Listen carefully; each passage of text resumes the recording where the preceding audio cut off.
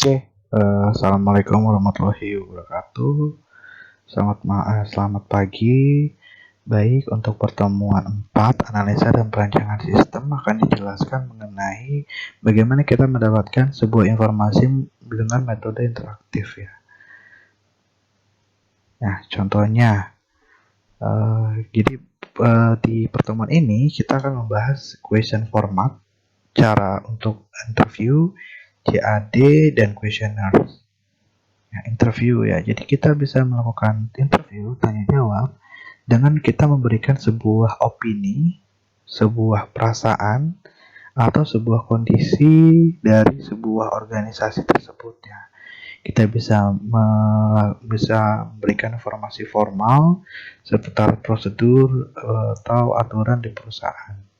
Ya, untuk planning di interview, jadi kita bisa baca background materialsnya, kemudian kita interview objektif, usernya siapa, kepada siapa, kemudian siapkan proses interviewnya. Habis itu baru kita bilang di sini untuk question type-nya apa. Ya, question type di sini ada yang bersifat open dan close. Ya, kalau open itu dia lebih kita nanyanya tentang bagaimana dan harapan dari sebuah sistem yang akan kita buat ya. Biasanya di open questionnaire ini kita harus lebih deep ya. Jadi kita tanya jawabnya harus lebih deep di open question ini. Ya, kemudian untuk advanced text-nya jadi kita bisa mengizinkan si user itu untuk mengambil sebuah refleks ya. Jadi refleks benda atau laporan, edukasi, nilai, attitude, dan lain sebagainya. Jadi ini yang harus diperhatikan ya. Jadi ketika kita tanya user, kamu tuh butuhnya apa sih? Misalnya saya butuhnya sistemnya seperti ini. Nah, kita harus tangkap informasi tersebut ya.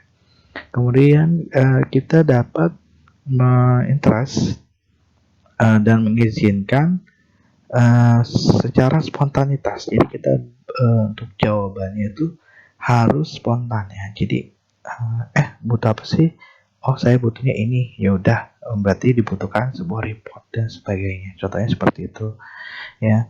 Kemudian di sini untuk question open-ended biasanya kita lebih nanyanya ke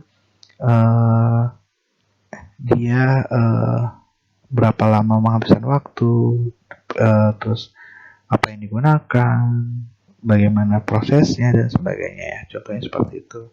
Kalau untuk cross interview dia lebih ke satu arah. Jadi satu arah tersebut kita nanyanya tapi lebih ke ini ya. Jadi ada 7 benefit ya. Jadi pertama kita bisa save interview, jadi waktunya tuh lebih bisa fleksibel karena kita nanya satu arah. Jadi pertanyaannya tuh udah itu aja yang akan dibahas gitu. Nah, jadi langsung ke poinnya. Kemudian large-nya, jadi secara close interview ini dia harus ada scope-nya gitu, apa yang mau ditanyakan ya. Contoh misalnya ini gambarnya, jadi kalau open-ended sama close ya. Jadi untuk reliabilitas dari datanya dia lebih tinggi di close ya.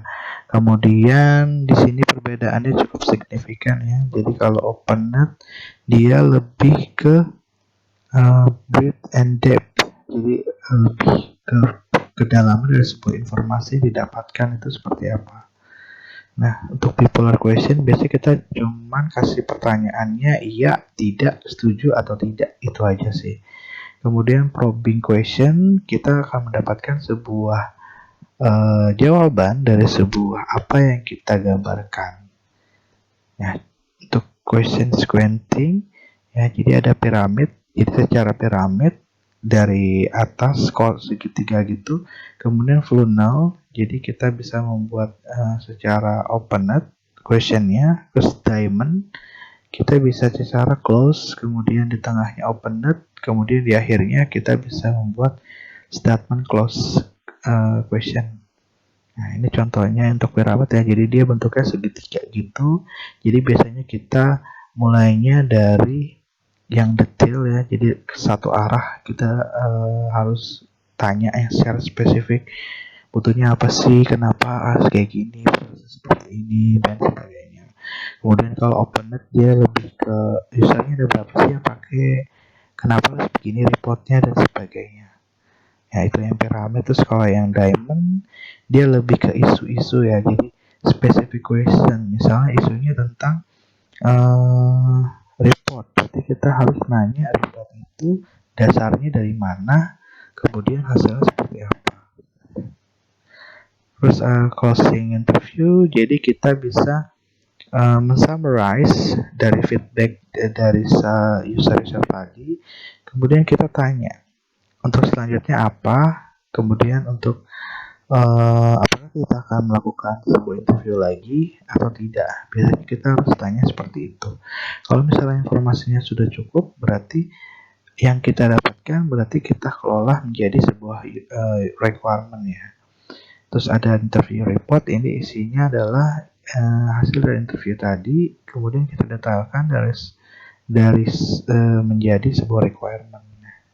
Kemudian selanjutnya ada join application design ya. Jadi ini teknik lainnya. Jadi kita bisa membuat user merasakan dia ingin sesuatu yang baru misalnya, atau kita bisa melihat organization dari kulturnya, apakah dia mendukung untuk menyelesaikan masalah menggunakan proses JAD ini. Nah, untuk JAD personal biasanya kita harus didampingi oleh analis, user, eksekutif itu biasanya dari bagian dari direksi, observer, siapa yang menginterview, scribe, sama season leadernya siapa. Ya, benefitnya jadi dia lebih singkat untuk dari sisi waktu. Kemudian dia untuk prosesnya dia bisa diimprove dengan menggunakan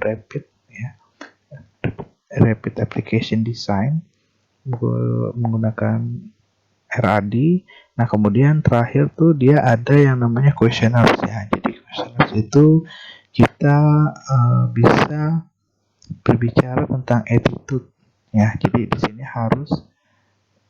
usernya harus merasakan itu ya. Jadi usernya tuh harus merasakan attitude kita saat bertanya itu baik, terus percaya, beliefs, terus behavior lingkungannya seperti apa, dan karakteristik. Jadi kalau kita nanyanya enak, biasanya usernya juga enak sih. Kemudian question type-nya ya sama, ada open-net sama close ya. Jadi kalau open-net kita bisa membuat antisipasi dari sebuah respon. Kalau close itu lebih bagaimana kita membuat option dari sebuah list pertanyaan tadi. Nah ini dia lebih perbedaannya cukup signifikan ya. Dimana untuk speednya dia lebih cepat close, kemudian untuk exploratory sama dripnya tetap open-net dia lebih tinggi. Terus untuk case of analysisnya dia default, terus yang close-nya dia lebih high ya. Terus questionnaire language ya, jadi bahasanya tuh harus simple, spesifik, bebas, terus technical, accurate, dan sebagainya. Untuk measurement skala dia nominal dan interval, jadi kita bisa menggunakan ini untuk pengolahan datanya, dan secara interval kita bisa menggunakan angka ya, jadi range misalnya 1 sampai dengan 5. Terus validasi dan reliability dia lebih ke konsistensi dari sebuah data tadi. Kemudian kita bisa melakukan order of question ya, jadi kalau misalnya datanya tidak valid kita bisa melakukan order of question ya. Ya kita bisa menggunakan Google Form untuk web form ya, contohnya Google Form dan sebagainya.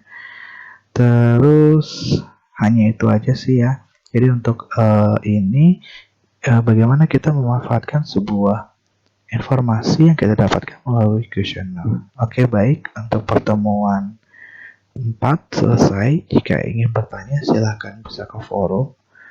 Dan jangan lupa untuk mengerjakan tugas dan kuis yang diberikan ya. Terima kasih.